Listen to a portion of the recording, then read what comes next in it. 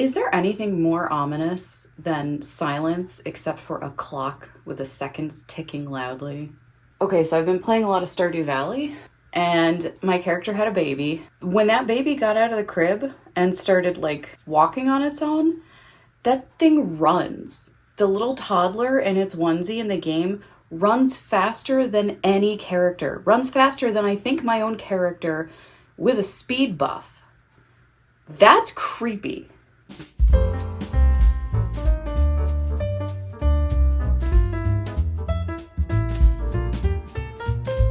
So this is just going to be kind of a random catch up because I can't stay consistent anymore. Not having a full-time job does not make me busier per se, but it definitely makes it harder for me to film videos for some reason.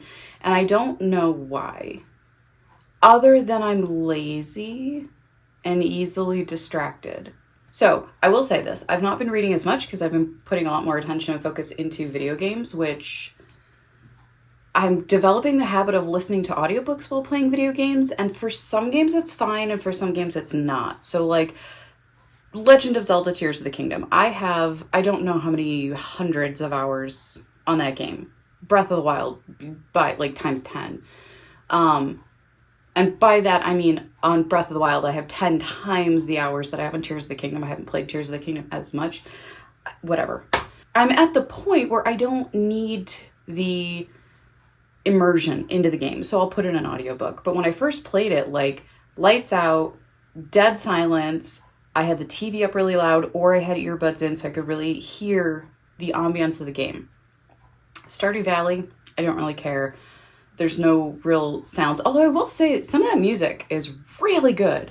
I'm surprised that it doesn't play music as consistently throughout the game. Like, it'll start and I'll have really good music, and then it'll just kind of trail off into pure ambiance, like sounds of the game, which is interesting. Oh, so yeah, so there's certain games I can listen to audiobooks and some games that I don't. So I started also playing Outer Wilds, which I keep getting confused with No Man's Sky. Which is fine. I don't think it's that big of a deal, like, because I'm interested in both games, but when I put in Outer Wilds, I wasn't sure which one it was. So it's different than I expected. However, I'm enjoying it. It's more challenging than I expected because I'm really going into it generally blind. And it doesn't really give you a lot to work with, which normally I love those kinds of games, but I also like to devote a lot of attention and focus to them. Focus is something I have not had a lot of lately. So I'm starting to think of video ideas, though, for storytelling in games. And I was thinking the game I kind of want to start with is Tales of Mana, because I've played that extensively lately, the remake version. And I'm enjoying the game, not enjoying the voice acting. But as far as a storytelling game, I think it's really interesting. And I know it's by far not the only game to have done this. You know, it's kind of in its own genre of games, but they're not nearly as common, in my opinion, or in my experience. We'll see if and when I get to it. I keep promising the video on my wrap-up of The Count of Monte Cristo again in response to the Game of Tomes, or not even in response to, just inspired by, because I reread the book due to Game of Tomes reading it. I haven't even finished typing it. I think I'm on page 20 still. It's gone on a hiatus in my brain, but eventually I'm going to get there one of these days. So up to speed, what are we doing? My part-time job, 5 hours a day, 5 days a week, 4 or 5. It's going well. I'm quite enjoying it, actually. Everybody's very nice. I'm challenged the amount that I want to be challenged. It's honestly kind of brain candy, meaning it's not very challenging at all, for a good portion of it. At least I know for this time period.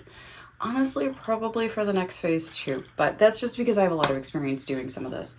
But I'm happy about that. I don't want something consuming everything. I just want to be able to sit in front of a computer, clicky clack on my keys, and then get a paycheck. Really. And I don't, there's nothing wrong with that. I've not been door dashing for a few weeks. My knee is much improved thanks to that. So, but I probably will continue to DoorDash just here and there to when I need like extra money. I am grateful to not have to be reliant on it though. And I've been doing a lot of hot yoga still. I went to a 90-minute class last night. It was my first 90-minute with music, and I loved it with music. My favorite 60 minutes, which I mostly do 60 minutes now, are with music. It takes you out of your own head with how tormented you feel in the moment. And it makes the time go by faster. And so the 90-minute, I was like, God, the only thing they have is a 90-minute. I don't have any 60 minutes that I can do. I guess I'll do the 90 because it's with music. And it was fantastic. Loved it. Was I great? No. But I did it. And I was proud of myself. And I showed up. And I can see it in my body today. I'm standing up straighter. Every time I do yoga, I stand up straighter. I tend to have this like hunch. And I think a lot of people who do a lot of computer work have that kind of like, cave in. And I just naturally pull back and stand up straighter. So as I was walking, I was like, oh, I'm standing up straight. Anyway, I like my yoga. I do need to supplement with some other things though, because it's the same poses every single time. It doesn't hit everything. There's almost no upper body work, and like, for as big as they are, they're chicken arms. They got nothing. So I got a girlfriend in California who's going to start sending me YouTube videos of stuff that she does, because she's been kind of a gym rat for a long time, but not to like an excessive degree. Like she just does it to feel good and feel healthy, and she's not like obsessed with it, but she's very knowledgeable. So she's going to help me out and send me some stuff. We are going to get into what I've been reading, but first I did go to Barnes & Noble a while ago because I have a Barnes & Noble credit card purely for the perks, which is free shipping and I think a 10% discount on most purchases. And then I haven't used it in like 2 years, and so I got an email. They're like, hey, we're going to close your account if you don't use it. And then at the same time, they were having a buy one, get one half off sale. So I bought some stuff online, picked it up at the store. So I'm going to show you. First of all, I got... Oh, it's in Japanese. I didn't even know this. That's so cute. I don't know if you can see this.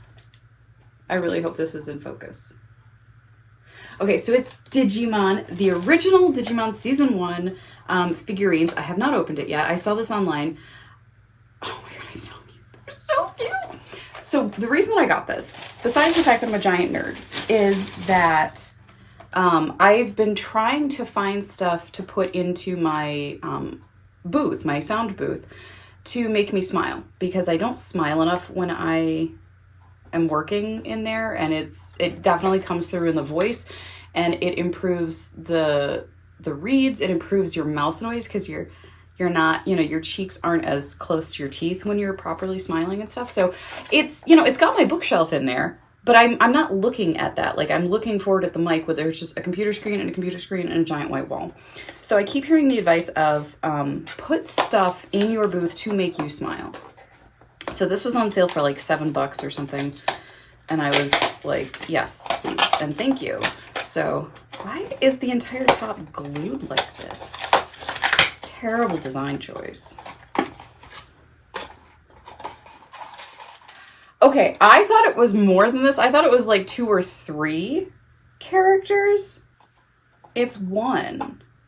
Okay, I'm mad about that, but I'm not mad about the fact that I got Patamon. Possibly is he my favorite? He might be my favorite of the original.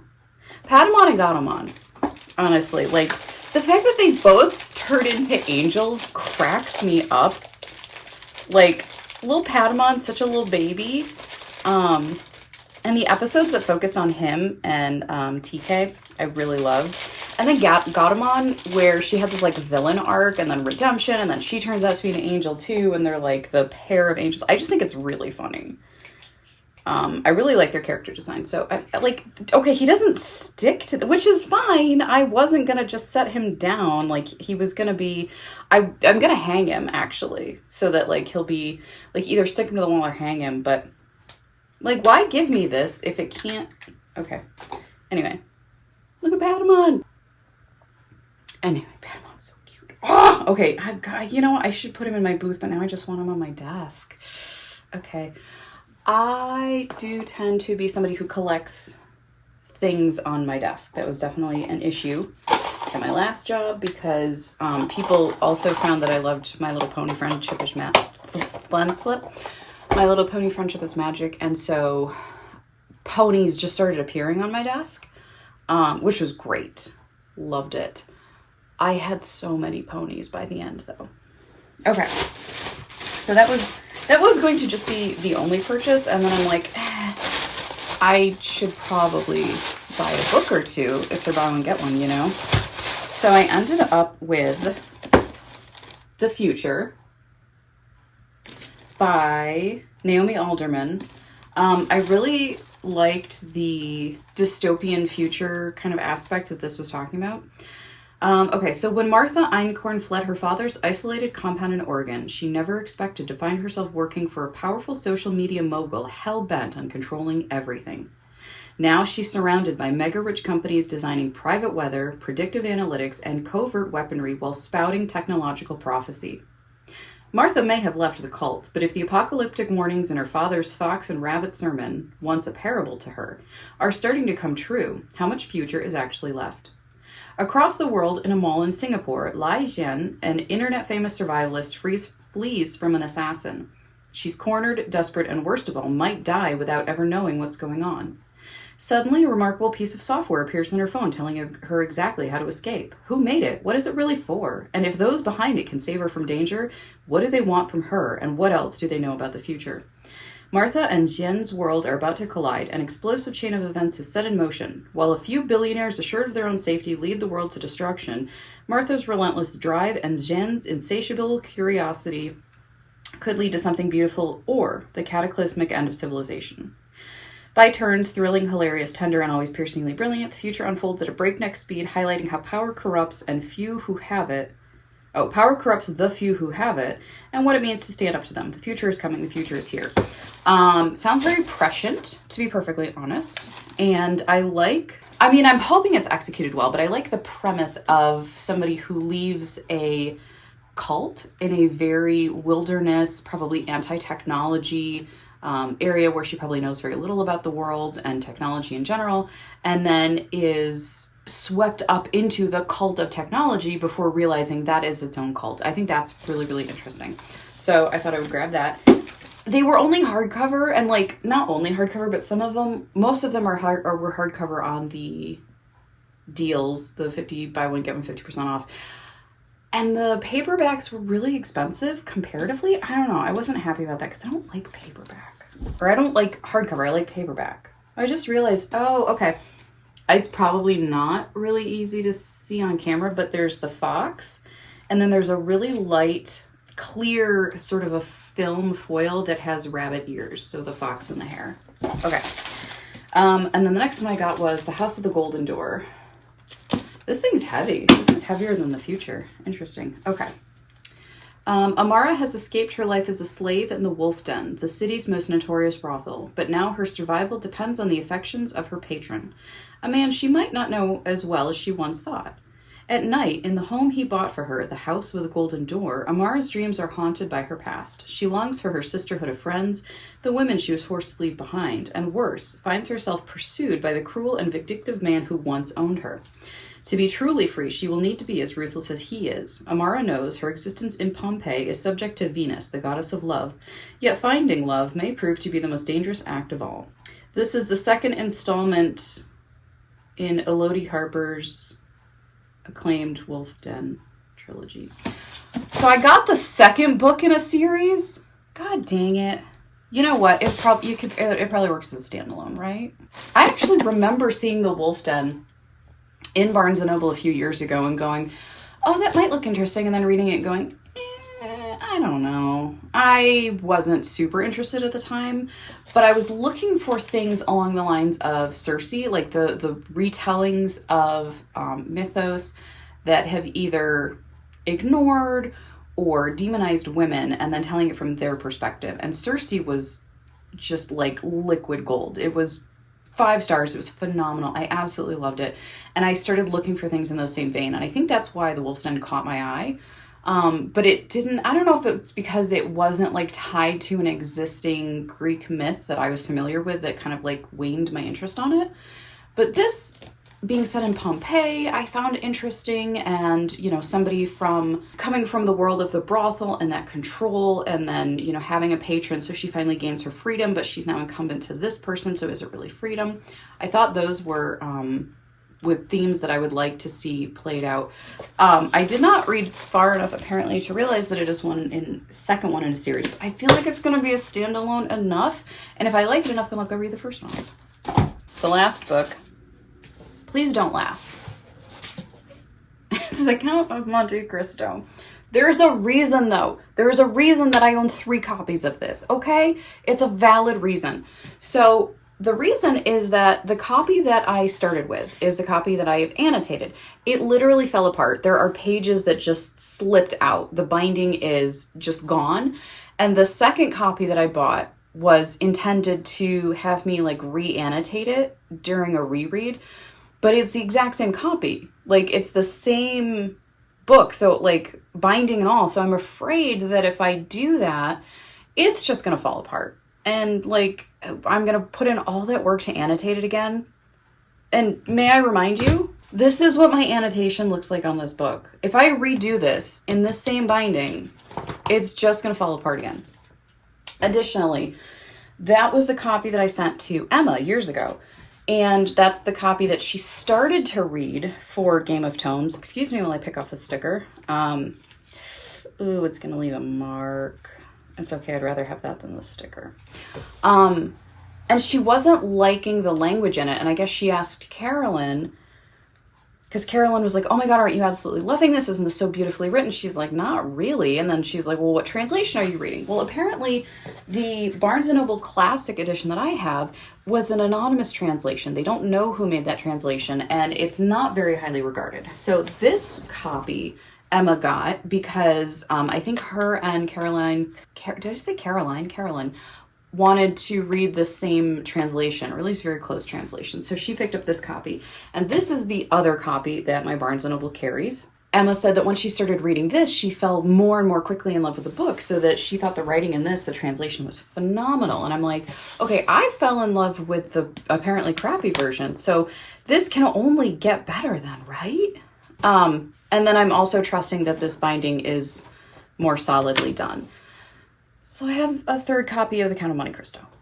Don't judge. All right, so finally we're going to get to catching up on the books that I've been reading. I did have a get ready with me where I kind of like babbled about the books that I've read. I don't know if I'm going to recover those or not, because genuinely I don't remember what I talked about. So we will see how this goes. I don't even know if I remember the passcode to my phone. Should not have been that great of a feat for me, but it is, and I'm proud of myself. I'm not authorized to view this content. Screw you. Just log me in then. Stop giving me an error. Okay, so some of these I'm just going to sort of skim through. Arsène Lupin versus Sherlock Holmes is the story of master thief Arsène Lupin, versus obviously the world's greatest detective, but trademark and copyright issues turned him into Sherlock Holmes. Satisfying. I found it very entertaining. I actually gave it a 5-star. It is along the lines of like a Sherlock Holmes kind of mystery. It has, you know, the Lupin series has like locked door mysteries, but it's all from the perspective of you're rooting for the criminal, which I always find fun. Mort, parenthesis with an E at the end, is number 1 in a series, The War with No Name. So basically, ants get real pissed off at humans, create a pheromone that can turn mammals, specifically, into large anthropomorphic intelligent creatures who can learn language, read and write, to create a war where animals destroy humanity, all controlled by the ants. You kind of, hearing that premise and how ridiculous it is, you think, oh, this is going to be at least slightly humorous. There is no humor. There is only death. It was weird. It was good, but it was very depressing, and I was not in a good mental space to be reading it, and I did it anyway, as is tradition.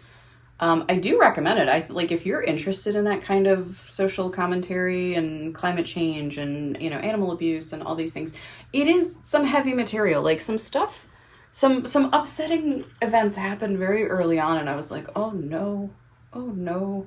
And then I just kept reading. 84K by Claire North. Very disappointed in this. This was a very interesting premise where there's a guy who, I want to say it's supposedly in the UK. I don't know if this kind of ideology has spread throughout the world in this book, but like, instead of government, there is end stage capitalism. So basically one company has bought out all other companies, which then bought out the government. So everything works for this company. Nothing is illegal. It is simply expensive. So if you kill somebody, you just have to pay a fine. And if you can't pay the fine, then you become an indentured slave servant, where you I guess it's technically indentured servitude, where you get paid, a tiny little portion while you're working off your debt. And then if you do end up totally working it off, then you can, be free and have a life and, contribute to society. And so he is an assessor. He takes a look at the crime and decides how much the fine should be. So the way that they define how much the fine should be is, it's not like murder is like a blanket $84,000 is what it costs. It varies based on what that effect has to capitalism. So if you kill a homeless person, it might be like $1,600 because that person doesn't contribute anything to the economy. They don't contribute anything to the community. Their loss does not impact the wallets of the company. If you kill somebody who is an indentured servant, who actually is like making profit for the company, albeit under horrific conditions, then maybe it's like $20,000. And so, like the value of human life, and this isn't just murder, it's like parking violations and all these other things. It's all done through this assessor system. So he himself has come up, his background is, he was kind of in one of these slums, these poor areas that got overtaken by the company, and kind of everybody in that area is just doomed to work for the company. They're not really considered valuable. They have a very low chance of doing anything, making any actual money, unless they kind of lose themselves. So he changes his identity, moves to the city, becomes an assessor. And then a case comes across his desk where he knows the person who was murdered. And it is a friend of his. It's the one, according to the blurb, it's the one case he can't look away from or whatever. And then, so he goes on this journey to, kind of take down the company, basically. Okay, fine. Like, really cool premise. It was told interestingly through like flashbacks, kind of like, not flashbacks, but like different time periods. So like, depending on how the chapter or the section would start, it would be time is, and then a pause. And then like, you would know you're in a new time period that the story is being told. I did not realize at the time I had the timelines backwards. I thought it was moving backwards in time. Like you were seeing, I thought what the present was the past. And I thought what the past was the future. But it's not horrible. Like it's done in a way that I think is kind of meant to confuse you, so that it kind of keeps you guessing about where things are actually going to, land, what's going to happen in what order. Am I seeing the consequence or am I seeing the causality of something? So, in a way, like I understand what the author, I think I understand what the author was trying to do. I can appreciate the effort. It kind of fell a little bit flat for me though. I didn't think it was done as successfully as I would have liked. It was still fine though. Like I got out of it what I think is probably 70% of what the author kind of wanted me to get out of it. So I think I gave it like 3 stars. I'm not gonna like highly recommend it, but like if that kind of sort of a mess with your brain sort of thing sounds interesting, go for it. If anybody has any recommendations though on that type of like play with your head sort of method of storytelling that you really liked, that you thought was executed well, please leave it down in the comments below. I'm always looking for like interesting ways of telling stories, not just interesting stories themselves, because I think the way that you tell a story can be just as impactful as the actual like meat of the story. All that to say, 3 stars. I read Galatea by Madeline Miller. Madeline Miller is the one who wrote Circe, which I absolutely fell in love with. She also wrote The Song of Achilles, which I have not read. Honestly, far less interested. It's the story of Achilles. Like, okay, I know the story of Achilles. Like, yeah, great, he's Adonis, whatever. Like, granted, Adonis was a completely different character in mythology, but whatever, you get my point. Like, not super interested. Anyway, read Galatea. I was not very familiar with the story of Galatea, so I actually listened to this first and then went and read up on the mythology, which I found really interesting. It is not a book. It is a short story. It is a very short story. Did not realize this at the time either, but it was good. I did like it. Again, it's women being beholden to and controlled by men, and what that means for their sense of self. So the story of Galatea is a really talented sculptor created a statue of a woman that was the most perfect, beautiful statue ever. And if I'm remembering correctly, he prayed to the goddess Venus to let him have, I think, either a woman like his statue or something like that. I don't know if he specifically prayed for the statue to come to life, but Venus was like, dude, you made a hot chick. Boom. She's alive. Now she's your wife. Okay, so I skimmed the information on the mythology just to see where it lined up. And now I don't remember because I have a goldfish brain.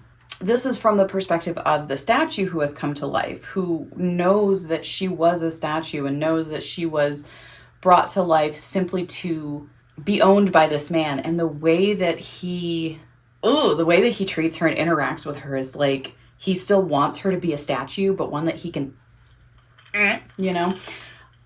really, really interesting take on it. And she does have a daughter with him. But I thought the perspective of it was really interesting. And man, if she wrote an entire novel about this, I would eat it up. It was so good. Okay, so then to help with the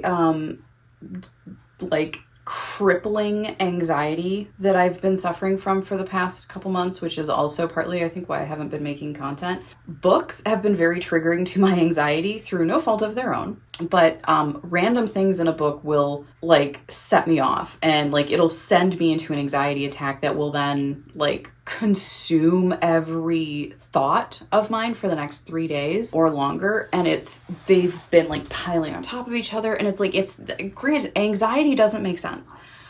I will become extremely anxious about things that they're not real, and I know logically they're not real, but whatever part of my brain is broken with the anxiety gene,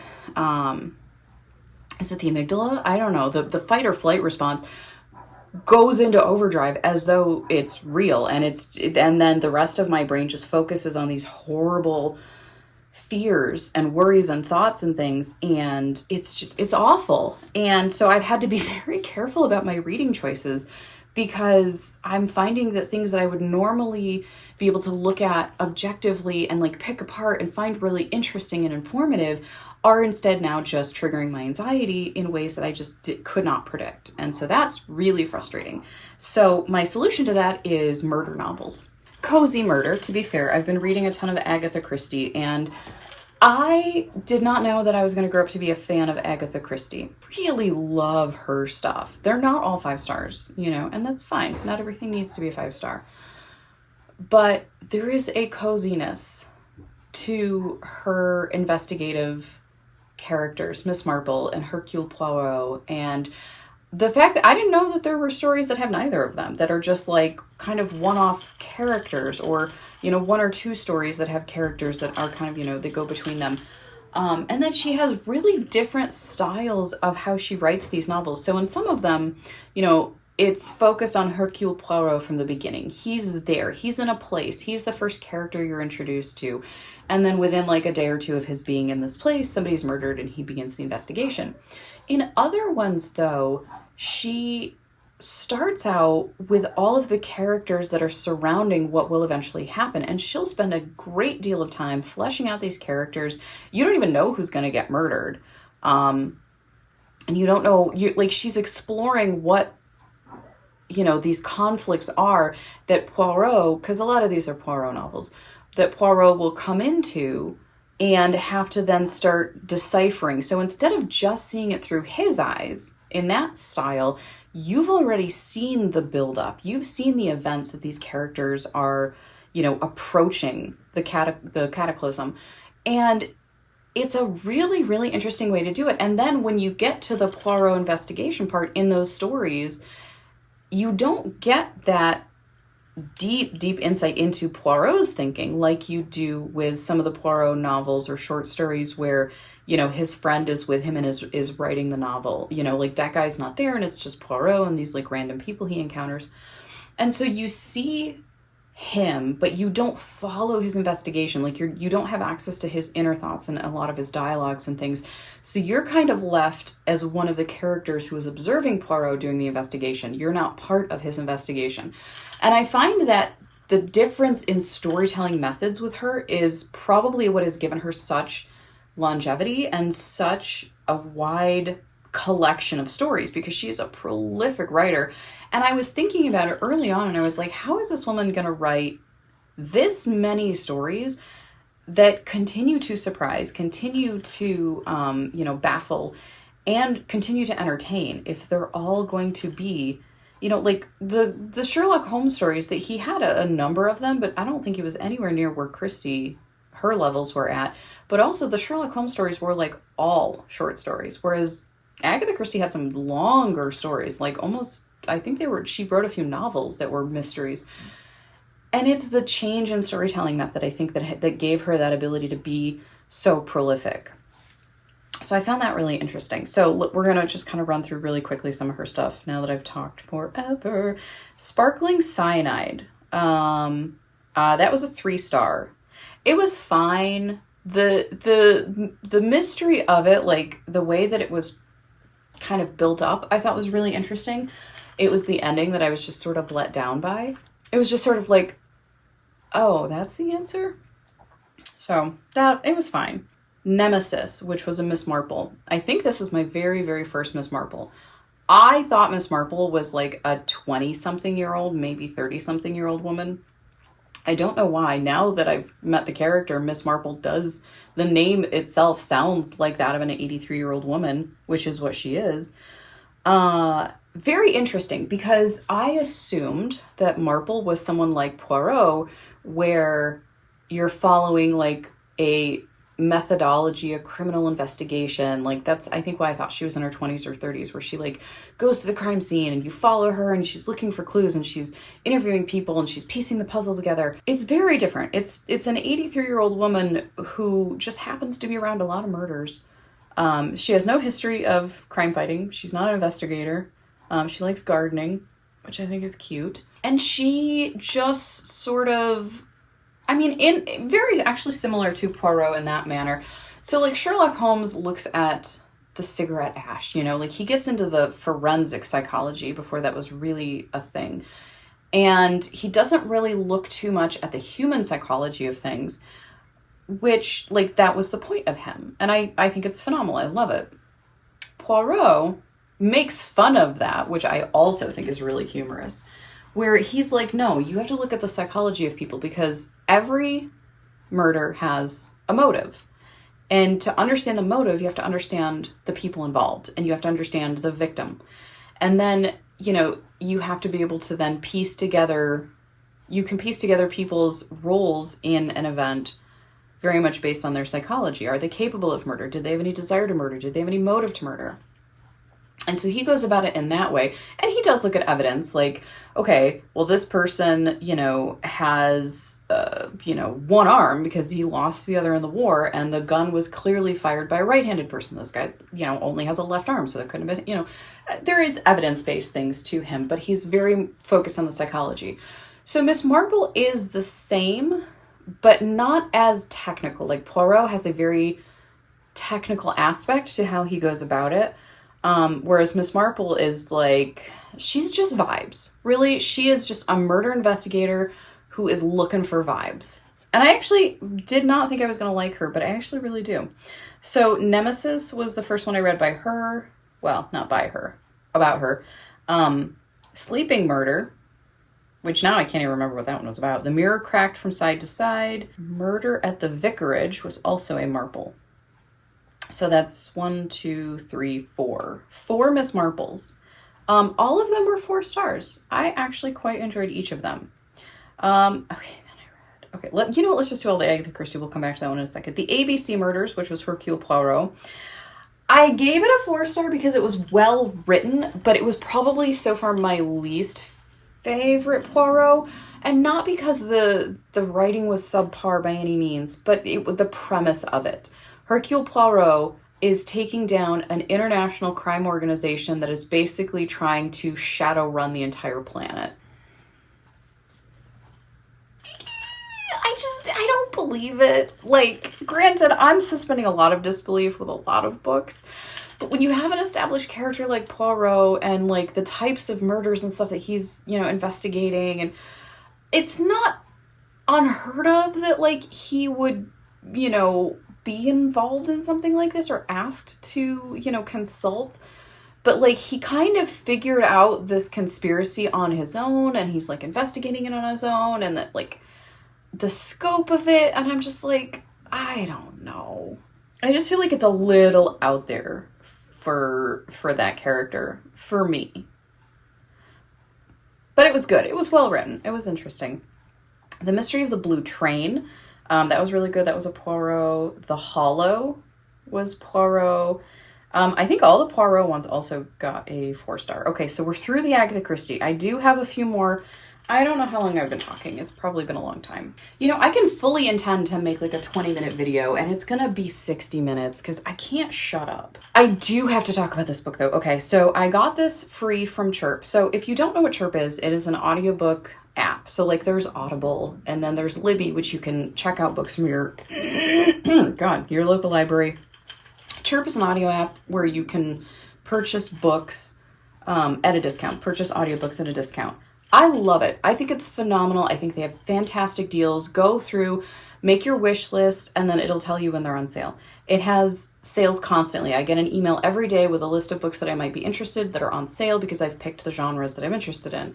And it also like starts tracking like, hey, you've bought from this author like 3 times. Here's a new one from this author you haven't purchased that's on sale. And they're like really good. I'm talking like $1.99 to like $6.99 at the high end. They have full price audiobooks. Like if you go on there and your book that you want is not on sale, like you can just buy it for whatever the normal audiobook amount is, but you get like wicked discounts, and I think it's fantastic. So they have this thing. I don't know if it's just a summertime thing. I don't feel like it's been around forever that I've been using it. But anyway, Freebie Fridays, where you'll get an email on Friday and you can go and check. They're just giving free audiobooks. Granted, these are not like the hot book of the TikTok trends right now. Like they're not like the most popular books. However, there are some really good ones in there, and they do have some really good like holiday sales, like Labor Day sales, 4th of July sales, where you can get a lot of bang for your buck. Like I just had one, I think it was a Labor Day, where there was a ton of classics on sale. And you know me, I love my classics. And so it was like a buy one, get one free, I think. And like for the ones that you bought, it was like $1.99. So I ended up like, I think I got like 4 audiobooks. I do have to be careful though, because I have like 3 audiobook apps now, and like I will get some through Audible, and then I have to like cross-reference with Chirp and with whatever the other one is, and be like, do I already have this? Because I don't want to like double buy this, because that is something I would absolutely do. So I think this was a freebie. It's called A Murder in Paris by Blake Pierce. I'm going to just read you what I wrote. I don't typically write reviews on Goodreads. I wish I did, because that would be nice, but I don't. I gave this a 2-star, okay? And here's my review. Blah. It's like this author forgot they were writing a mystery. It is literally 50% of the way into the book before the murder even happens. And then it's a ridiculous 25% of woe is me, I better clear my name inner monologue. And then the last 25% is actually doing it, like clearing their name, but in the most asinine way imaginable. So first off, the murder is set up. The murder and the setup can be seen a mile away. Like, okay. And then there's a twist at the end. There's a twist twist. And I'm trying to do air quotes twist. There's no twist. It is the dumbest twist. You gotta be joking at this twist. You might as well have put the old, it was all a dream trope in there for it to have made sense. It's so stupid. Okay, so then I also found out after I finished this is apparently one in a series. Oh, barf. No, thank you. Okay, and I've just got to say, most mysteries where the suspect protagonist takes on the investigation themselves tends to paint the police as incompetent or corrupt. But in this book, where the suspect slash protagonist is investigating this themselves, the police are painted as pretty darn good at their job. They're ahead of the main character like the entire book. They're just in the background doing their job, investigating and interviewing people and looking at clues and going, oh, this doesn't make sense. Let's check this out. And like actually being good police. So irritating because then like, what's the point of the book? Well, let me reread this. Tends to paint the police as incompetent or corrupt or both, but here the police are actually ahead of the main character most of the time. And then the police are only missing a very obvious and important point at the very end, like literally like the last page of the book. It's like the police got 99% of the way there and then like missed the very obvious conclusion of that 99%. Like, oh my God, it's so stupid. Because, okay, so here's the thing. It was a murder and a jewelry theft, right? So it's not just a murder. Like somebody was murdered and then a priceless jewel was stolen, and the police are like, okay, well, whoever stole the jewel must have also committed the murder, because that's the point of this. The point was the jewelry heist for this priceless gem.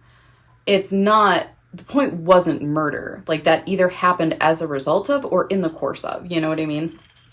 So the police solve the jewelry part and then just kind of don't really connect that would also mean the murderer would have been okay. Like it was so stupid because I'm like, look, the police would have totally figured this out. They're the ones who figured everything out up to this point. Okay, also the middle-aged divorcee poor me shtick got old really, really fast. Very man trying to write woman vibes. Like people don't actually think to behave this way, and the whole thing was nearly insufferable. I seriously almost quit this audiobook so many times. It was so irritating. So she's a middle-aged woman. Her and her husband are getting divorced. She has dedicated her life to this fashion makeup brand, and it's like, you know, she wasn't around for her kids growing up. No, I mean, she was, but like the whole first 50% of the book is just her getting from like New York to Paris on her first vacation in like 30 years. So her husband was like, dude, I can't live this way anymore. I have an incredibly stressful job. And then you're never around and we never have a life. I need a life. So he goes and he's marrying his youngest daughter's high school friend, like super creep vibes. And they make a big deal about that. And then she gets into her head like, I've never once taken a vacation. I've never called in sick. I've given everything I have to this company. I built this company from the ground up. I'm going to take a 2-week vacation and travel by myself? People do that? They travel by themselves? Like, oh my God. I was so irritated. I was like, can you shut up? Can you shut up? Please, please let me know that you're the one who's going to die in this book. Somebody's solving your murder. It has to be. Horrible. And it was so, like, the inner monologue in her head about how she felt about her daughters. And, like, her daughters were legit concerned because this woman has never shown an inkling in her life of traveling by herself, taking a vacation, taking a sabbatical from work. And then it comes down to it. She actually just walks in and basically quits her job and then goes to Paris to attend a ball at the, what was it? The Palace of Versailles, where they have a ball every year. She's like, I've always wanted to do this ever since my college days when I fell in love with that French man. Like, fine, whatever, do it. I don't care. But her daughters are like, okay, this announcement came just after our dad posted on Instagram that he's marrying somebody who's like 30 years younger than him and was friends with. So his daughter's stepmom is going to be their exact age or even younger than, like, it's, you know, they're just like, listen, Mom, if you're going through something, you can talk to us about it because you seem like you're having a psychotic break. And then her inner monologue is, I've done everything for them. How could they not be supportive of me? I'm like, it's not that they're not being supportive. You sound crazy.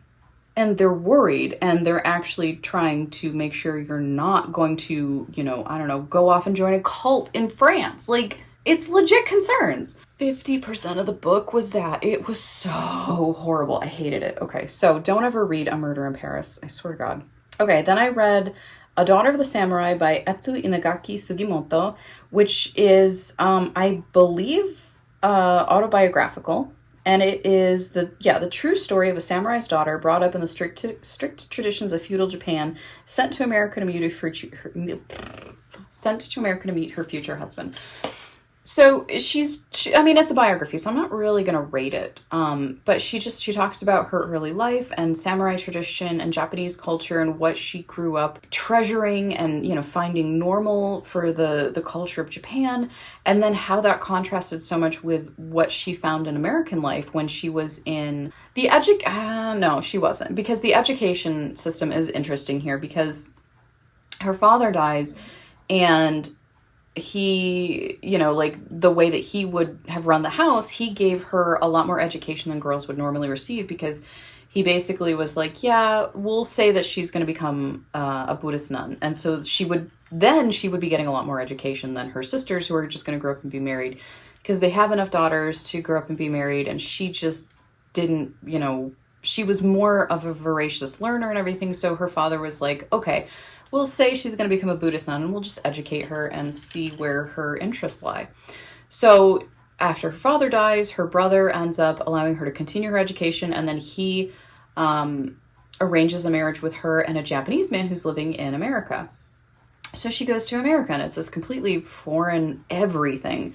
Culture, food, norms, dress, the way of speaking to one another. And she ends up falling in love with a lot of American culture and her neighbors and her life, and, kind of makes a found family there. Her and her husband are very happy. They have a daughter, just over the moon with that. And then they have another daughter, and then he dies very suddenly when his two daughters are very, very young. So now she has to go back to Japan because she doesn't have anybody but him as far as supporting her and, financially. So she ends up returning back to his family in Japan with her two young daughters who don't even speak or read Japanese. And she's now kind of seeing that backwards change from her. It was the culture shock of going from Japan to America, but she was an adult at that point. And now for her daughters, it's going from America to Japan. So it's going from a lot more free to a lot more strict. And there's a lot of cultural norms to conform to, and that her daughters are really struggling, but really doing the best they can to, to be good and to be obedient and to try to make life easier for all of them. And it's just a really beautiful retelling of somebody's life and experiences. I thought it was really phenomenal. And I think she's very objective in how she paints each part of her life. She talks about the things that other people find as very negative and that she found as very positive, or that she appreciated certain aspects of. So she added the gray tones and the nuance to, what could have just very easily been this bad, this good, kind of culture wars. And I really enjoyed it. I thought it was great. Like I said, as a biography, though, I'm not going to give it a rating because I think that's weird.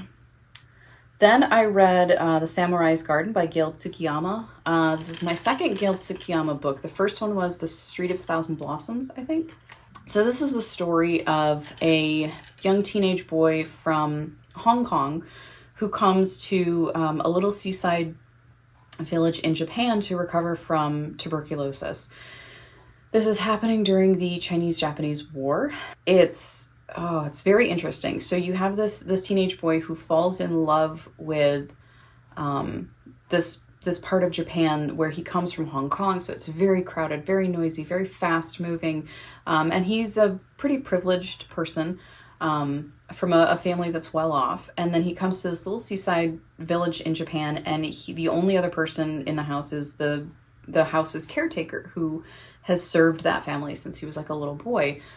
Since their grandfather purchased the house. So he really comes to appreciate the quiet and the tranquil and slow moving life. And then he ends up finding kind of a coming of age a little bit. So there's he finds out that there's a leper colony north of the village in the mountains, and that the caretaker that he's staying with goes very frequently there. So he starts to learn the history of the place and the people, and starts to befriend people in the leper colony, and kind of understanding the sacrifices and the horrible lives that they've had to lead, not because of their disease, but because of the way that they were outcast and treated by people. And with a disease that was spreading like that, you also can't blame the people who kind of expelled infected people from their midst. Otherwise the disease would have continued to spread. So again, I think it's a conversation that had a lot of nuance with it. But he really starts to see these people as, really deep, nuanced individuals. And he really befriends one of them, who is the friend of the caretaker. And all the while he's getting sporadic reports of the war that Japan is invading China. So he's in Japan. Everybody around him is Japanese, and he's the only Chinese person. And he's hearing the Japanese government media updates about the war and how great it's going, and how, they're sacking city after city after city. And in his head, he's just like, okay, but that's my country. Those are my people. And then he hears the stories from his friends back home that are sending him letters that are just, giving him nightmares, really. And he's kind of caught between two worlds, because he loves Japan. He loves the people here, but he also loves his family and friends back in Hong Kong. And he knows that, like, when the Japanese media says, oh, we've taken Canton. And he's like, how many hundreds, how many thousands were killed in that? And then, a girl that he's starting to fall for in the village, they get word that her brother died in the war. Her brother is off in China trying to, serve in the Japanese military. And he's sad for her, and he's sad for the loss of this young man's life. But he's also, on the other hand, thinking, how many lives did this man take? How many Chinese did he kill before he was killed? Like, it's really interesting, and it doesn't get too depressing. It doesn't get too into it. It's a very quiet book. And the Samurai's Garden is the caretaker of the house is a gardener, and he has meticulously tended the garden of the beachside home, and he finds a lot of peace in it.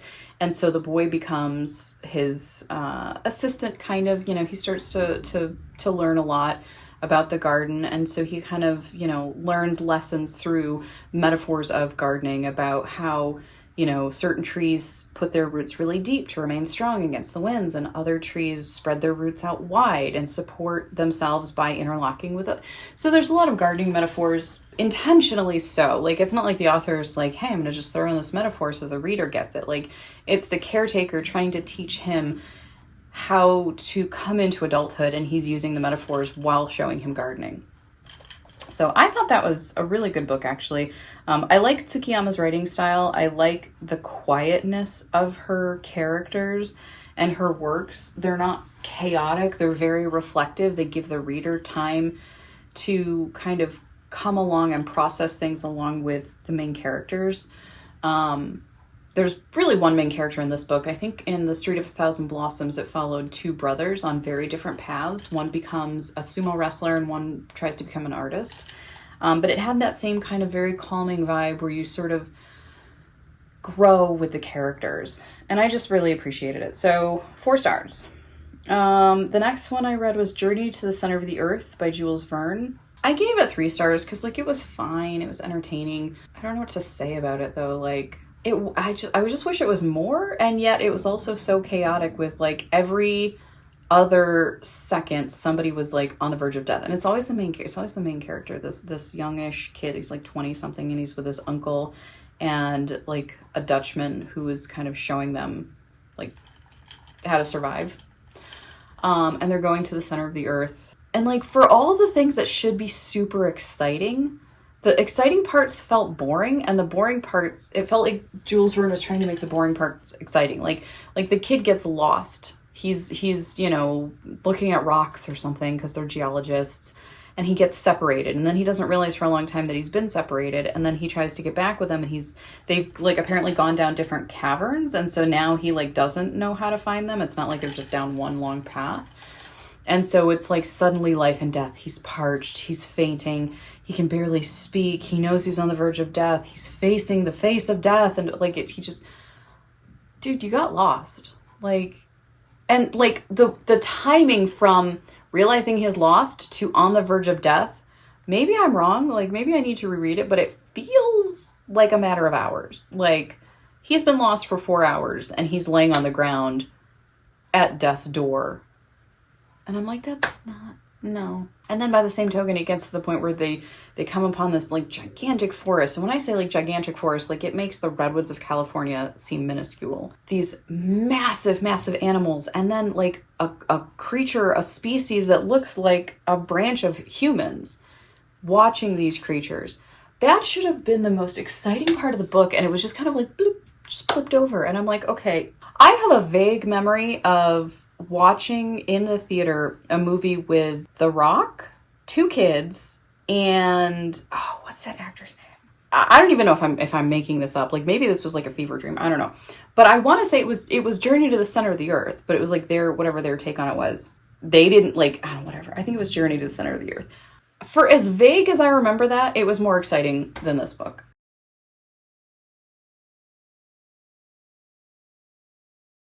I don't know. That's all I can say. But it's still 3 stars because, like, it's Jules Verne. It's Journey to the Center of the Earth. Like, you got to read it once in your life.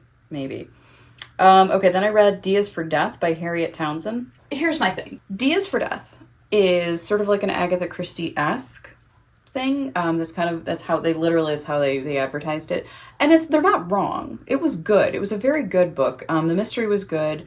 The setup, the character, the reason that the character was part of the investigation when she's just like a 20-something-year-old running away from her fiance and stumbles across murder in the library. Like, it was good. It made sense. I didn't love the choice of audiobook narrator. I don't want to insult this person. I don't know who read it, but they sounded like they were 80 years old and needed oxygen, and also were sucking on a hard candy the whole time. The amount of mouth noise and breaths and old people voice, I'm not trying to be mean, but it was, here's the thing, she was a good narrator. Like, had she been narrating the Miss Marple stories, immaculate. For her to play the main character who is like 20-something was a bizarre choice. And also some of the mouth noise was getting to me. In general, like, she was fine, but like I was weird. So, like, I don't know, all in all, I ended up giving it 3 stars. I very much think the strange narration audio narrator choice played into that, but it was still a good book. I did get used to her voice after a while, but it was still very discordant to like have to keep reminding myself the person who was saying, I did this and I thought that. I had to keep reminding myself this is a young woman character, because otherwise nothing made sense to be picturing an 80-year-old woman going through all of this. I don't know, it was weird. I read Beowulf because Emma, she's really kind of obsessed with the character of Grendel. Oh my god, she named her newest kitten Grendel, and that kitten is just freaking adorable. So Grendel is the monster in the epic tale of Beowulf. And she also read a book called Grendel, which basically is like, hey, what if we focus on the monster in the story? And I think it's like one of her all-time favorite books. And it's a book I'm very curious about. But before I read that, I was like, well, I got to read the source material. I got to know kind of where this comes from. Because it's one of those like retellings from the perspective of the one who's kind of been crapped all over, to be like, hey, maybe we're being a little harsh on this guy. Now, granted, in the story, Grendel is a gigantic monster who comes in and eats like 30 people at a time in a banquet hall. To be fair, they're being very loud, though. You know, sometimes you got to do what you got to do when people are just being that loud. So, you know, I like, yeah, maybe eating 30 people is a little bit of overkill. I can't say that I've not had those same thoughts, though. Beowulf, but it was kind of like, granted, every reading of Beowulf is a translation. I don't know this translation. I think I need to find a modern day wording translation, like something that's translated into modern day speech, because it was very much the as original as it could get with like the old way of speaking. I actually had to like look up multiple YouTube videos afterward to like piece together the story. Like, I got it to like on a very topical degree, but this is considered like one of the oldest known epic poems and like one of the like most epic stories ever told and blah blah blah. And I'm like, okay, I'm not getting it because it's not in language that I can appreciate, you know, and dissect and consume. So I'm like, okay, so I gotta do some information on this. I enjoyed the multiple YouTube videos that I watched on it. Some of them were very straightforward, telling about the story and the characters. Some of them added a lot more humor to it. None of them gave me the real depth that I wanted. Like, I don't know, like, I'm stupid like this. Like, I want like a college course on very specific things. Like, I would love for as highly regarded as it is, and I'm like, there's got to be more there. And the most I could find was like 10-minute long YouTube videos, and I'm like, I want like a college course on this. Like, really get me into this to understand it. So obviously I didn't get that. However, it's an interesting story. You know, there be dragons. That's cool. Beowulf is basically a hero who comes in and is like, hey, I hear you've got a Grendel problem. I can take care of him. And they're like, oh, you can't take care of him. No mortal man's weapons, no weapon known to man has been able to pierce his skin. And he's like, well, then I just won't use a weapon. And then he doesn't, and he still kills Grendel. And then Grendel's mom gets really mad that they killed her baby boy, and she's like, you don't touch my son like that. And then she comes, and then she wrecks people even more than Grendel did. So he's a mama's boy. Okay, you know what? We don't know his life. Okay. So then Beowulf is like, well, I killed him. Now I gotta take care of Mama Grendel? Like, come on. So he then has to like dive down to the bottom of a lake, and he like sinks for like an entire day because that's how deep the lake is. And then he finds her lair under the lake and Grendel's dead body. So apparently she like reclaimed his body, but like, was she not gonna bury him? She was just gonna like leave him in her foyer? I don't know. I think that's a little weird. But then he fights and he kills her. And then he's like this glorious, you know, oh my God, I killed Grendel and I killed her. And then he cuts off Grendel's head. Okay, here's the thing I don't understand. Like, he cuts off Grendel's head. Oh, no, she didn't retrieve the body. That's right. Grendel actually, he, like, ripped off his arm. And then Grendel, like, walked away. And then bled out and died later. But, you know, Beowulf was like, dude, I got his arm. He's clearly dead. Which, you know, fair. So he goes down. He cuts off Grendel's head of this corpse to take back as a prize. And I'm like, okay, but you already have the arm. Why didn't you cut off the mom's head? Because now like, they're not even worried about Grendel. They're worried about Grendel's mom because she's the one wreaking havoc. So I don't understand why he didn't bring back her head instead. But he's like, no, I'm going to bring back Grendel's head. And then he gets even more praise for bringing back Grendel's head and killing the mom. I'm like, you have no proof of life or death with Grendel's mom. Like, you don't even know that this guy did his job. He did. But like, I don't know. I just think it's weird. So, okay. So he comes back up. He's this great hero. He ends up like running the kingdom after that. I don't know if it's if he goes back to his own kingdom or if he ends up running the kingdom that he killed all the beasts from. And they just live happily ever after and party until he's an old man. And then a dragon comes, and a dragon's like Smaug. Just picture Smaug. He's flying out. He's burning crap. And it's because somebody stole a goblet. Now, okay, let's talk about this. If you are a dragon and you have a gigantic hoard, how are you inventorying that? How do you know when a goblet's been stolen? Because you're laying on piles, mountains of treasures. And you're going to notice when one goblet is stolen. Okay, now, so when Bilbo goes in and he steals the stone from Smaug, like, I kind of get that because, like, Smaug at the time knew he was in there. Like, he could tell that somebody was in there trying to steal from him. And I get you got to make an example of somebody, because if one hobbit goes in and steals one stone and you don't deal with it, then it's going to just encourage everybody else to come in and try to rob you of your stuff. And then you have that problem to deal with. I get it. Did he overreact? Yes, he did. However, it kind of made a little bit of sense, but it's basically a cut and paste from the dragon from Beowulf. So somebody steals a goblet, and then I think he ends up confessing to Beowulf of like, oh, the reason this dragon is like burning down all these towns is because I stole this goblet. And Beowulf is like, well, then I'm just going to kill the dragon. You could just return the goblet, right? I mean, granted that, you know, the dragon may not accept your apology, but he might. You don't know.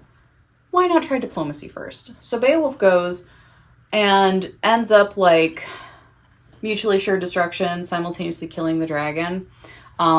And all of his warriors abandon him because they're too afraid of the dragon, except this one dude, and I forget his name, but it's a really funny name. He stays by Beowulf's side. So then, like, the dragon, like, bites...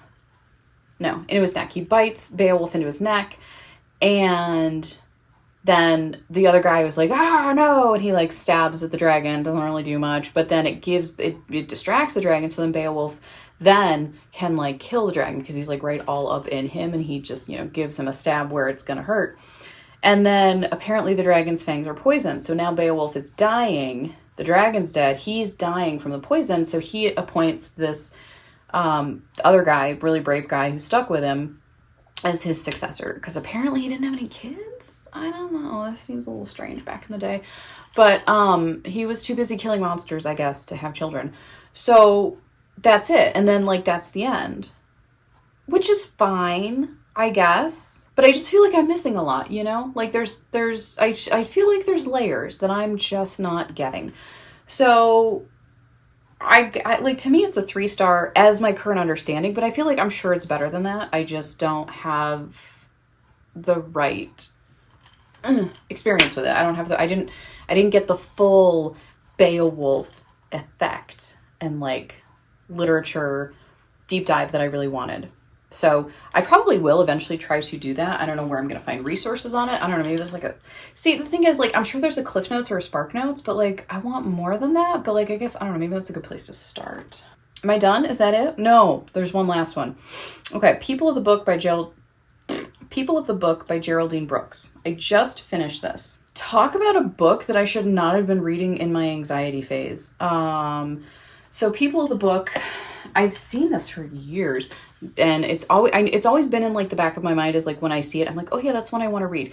Could not tell you why. Could not tell you what the book was about, but I just remember at one point seeing it and going, that's on my list of books to read. Finally got around to it. So it's the story of a book, a Haggadah, if I'm pronouncing it correctly. I don't know. The person was Australian, so I couldn't tell if she was saying Haggadah or Haggadah, because they like to put R's on things that don't have R's on them. I'm going to say it's a Haggadah. I didn't do any research prior to recording this. I'm just trying to go off of based on the sound of how she pronounced it. Basically, it's a book that tells the story of the Jewish Passover and why the Passover exists, what preceded it, what it means to the Jewish people, and their exodus from Egypt. So this book is a very strange Haggadah because it's not just the story, but it's unusually beautiful. It has illustrations in it, and they call them illuminations, that are like, when you picture like an old copy of the Bible, like written by scribes and monks back in like the 12th century, and, you know, those drawings that they would have where they have a specific look. I'll see if I can find some images and put them up on screen. This is how I'm picturing as they're describing it in the book. So in a Jewish book, there are illustrations that clearly are in that Christian style, which is already unique.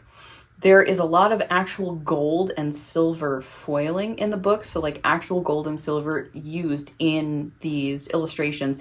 And the illustrations are so lifelike. So incredibly accurate and lifelike. It looks like real people could just walk off the page. It's an incredibly unique style. So these images that are in the book that kind of correspond to the story that is being told just don't make sense. Historically, nobody's ever seen a Haggadah that has this type of imagery in it at this quality. And then the binding of the book, and it had these, you know, beautiful silver clasps. Like, it's like, why would a Passover book be this rich, this beautiful, this intricate, this expensive for something that wasn't meant to be that. So it's been this kind of this mystery, and then it's kind of been found and lost throughout history. And so it's kind of, the story is set in modern day, where a book restorer, book archaeologist, kind of ancient book specialist, is called in to assess the book in Sarajevo, just after the end of the war there. And she, she's a restorer, but her purpose isn't to just, oh, there's a wine stain on this page, I'm going to clean it off. Her purpose is to make the book last as long as possible. And she kind of explains throughout the book why she doesn't do more extensive restorations. She's like, every piece of this is a part of the history of this book, and we can learn a lot from it. And she said, so, books don't just tell the story of what is written on the page that they're trying to tell you. A book this old is also telling the story of every person who's ever owned it. And that's more of her purpose, is her point is to safely restore the book back to as ancient a way it can be, like using the same pigments if they have to fix something in the coloring, using the same parchment if they have to, repair something in the paper, but not just, cleaning it and making it, presentable, because that's a part of the history of the book. And so there's that portion telling her story, but then you start to get flashbacks of the book throughout really important parts of its history and timeline. So how did it end up in Sarajevo? How did it end up in, wherever it was along the way? And it goes from the closest time period of current day and starts tracing it back on this really incredible journey. And then by the end, you discover the secrets of the book that the main character may never. So I also found that really interesting about it. So the main character is wondering about these mysteries, and then you get to see the flashback of it, but she may never know. She may never discover the real secrets of this book, the real history of this book, because of the journey that it's been on, and the way that the Jewish people had been attacked and put into the ghettos and constricted into their areas, put under curfews, put under these really harsh legal requirements that they had to abide by, and that they didn't have enough money to be barely living, much less purchasing or making these types of books. And you're like, well, how did this happen? So you get this really fascinating history told from each major point in the book, all the way back to really its origins. And what's really interesting about it is each time you get a flashback, you kind of forget the book that you were reading, and you get completely invested in this flashback. But the flashback is only going to last so long as it tells you the story of the book in that moment in time. And then it flashes back to the present. And then it flashes back even further in the past. Now you meet a whole new cast of characters and why they're important to the book. And then you're invested in them. And then the flashback ends and you go back to present time. And you're just like, oh my God, I want to read like 7 different books now from each of the different flashbacks. I actually thought it was really well done. I don't always love books about books. I don't always love books about libraries, because I feel like it can be very poorly done. I thought this was done very, very well, because it wasn't so much the story of a book as it was the story of a people, the story of oppression, the story of survival, the story of fierce will to survive and to create. And I think that's why, for me, the book was very successful. There was really never a point where I was bored. There was many points where I was triggered very heavily into my anxiety. Again, not because anything was real. I don't know. It's so hard to explain, but there's a section where there's a Jewish rabbi who sneaks out of, after curfew, sneaks out of the ghetto in Venice to attend Carnival and gamble, because that's his, hidden sin.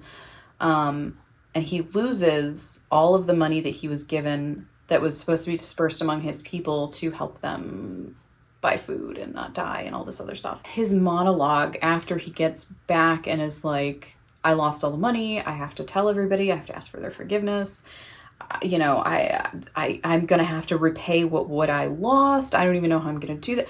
Like, his starting to panic about like the consequences of his actions, like, sent me into a panic and like made me incredibly anxious and emotional. And I'm like, I should not be reading this.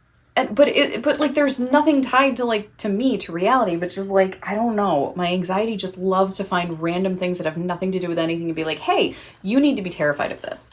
So that's great. You know, I got that going for me. Anyway, though, I did have to like take breaks with this book and like fill in with other things, which I think I would just quit reading the book and just play Stardew Valley. I try to calm myself down. I did eventually finish it. And despite, you know, panic attacks, anxiety attacks aside, it was a great book. And I think I gave it 4 stars. What did I give it? I gave it 4 stars. But I'm pretty liberal with 4 stars. If I really enjoy something, whether I think it's a technical masterpiece or not, like that's my rating, is I loved it. So for whatever the reasons were that I loved it, like it's gonna get a 4 star. So The People of the Book was a 4 star for me. That is the last thing I've read since, I think, my last What I've Read update. It is, I gotta be at work in 2 hours. I kind of just decided to skip today because my morning meeting canceled and I don't really have anything to do until my 2:30 meeting. So I was like, I'm gonna try to catch up on some actual filming, and now I have to edit, and we'll see.